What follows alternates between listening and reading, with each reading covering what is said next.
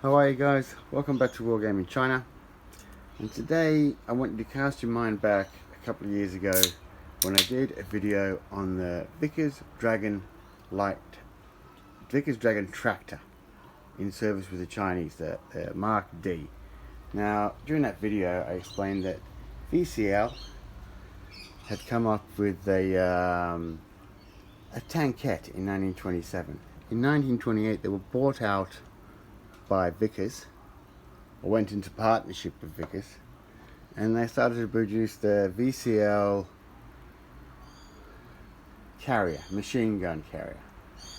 Now this was a revolutionary concept, and sales were pretty good.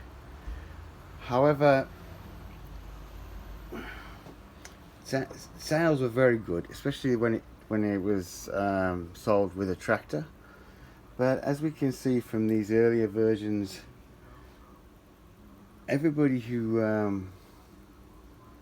it seems all customers that bought the CV, whether it be Japan or Italy or France, all of them who bought the Vickers trailer machine gun carrier, they were all looking at the drive system, and they all thought, well, we can do our own different things with it. Like the Italians decided that it would be a great chassis and body for a light tank. You see, the LV-35,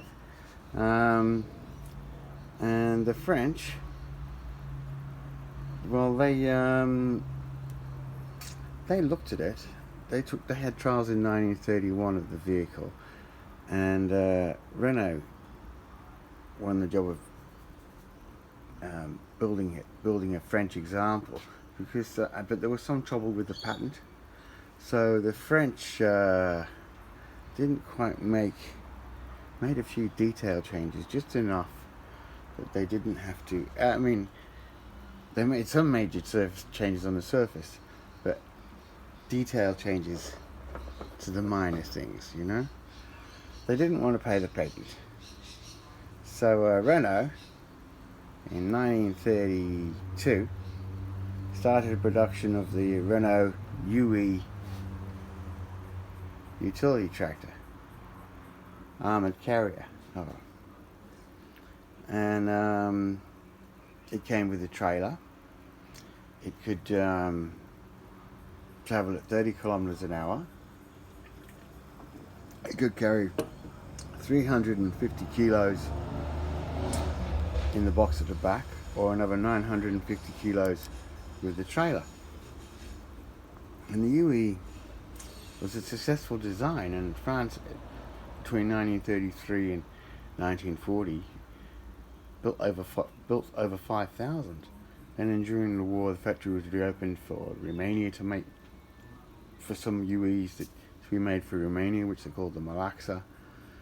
So the UE was a very successful design, and even though it was only armoured with 7 to 8 millimeters of armour, there was still a place for it on the 1930s, 1940s battlefield, as serving its purpose, an armoured tracked munitions carrier.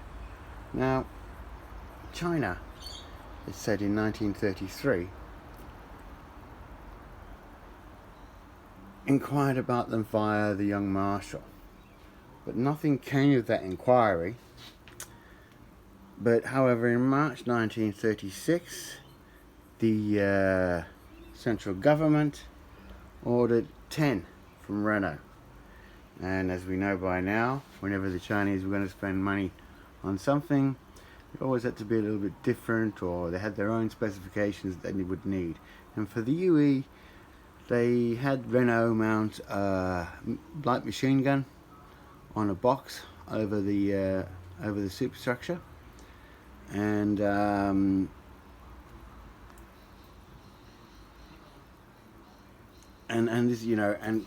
and it served 10. So 10 arrived in China by, say, June 1937, after being ordered in 1936 March, which shows you how long the armaments procurement process is, or was, for China.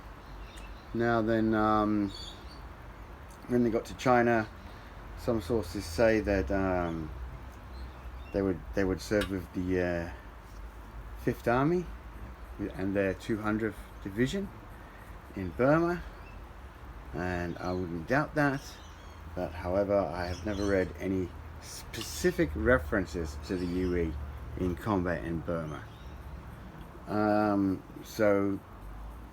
But you know, I haven't read that much about Burma. I'm you know, my interest in China's war is for the whole war, of course. But I've always thought that the Chinese Expeditionary Force into Burma is a subject that I'd like to approach after a lot more has been published on the subject, and by that I mean a lot more Chinese authors' works on the subject.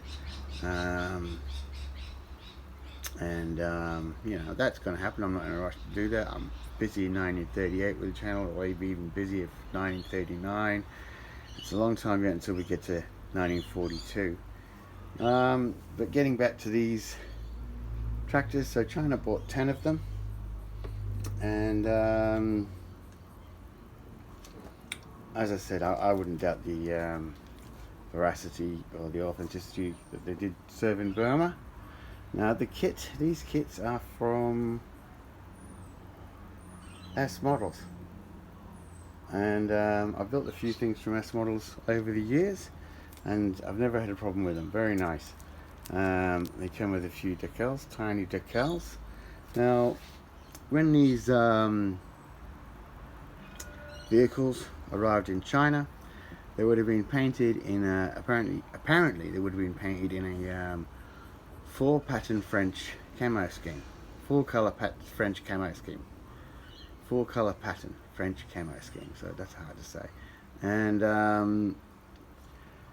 as I've never built anything French before, I'm gonna have to go through some more books and find out which camo scheme I think is right.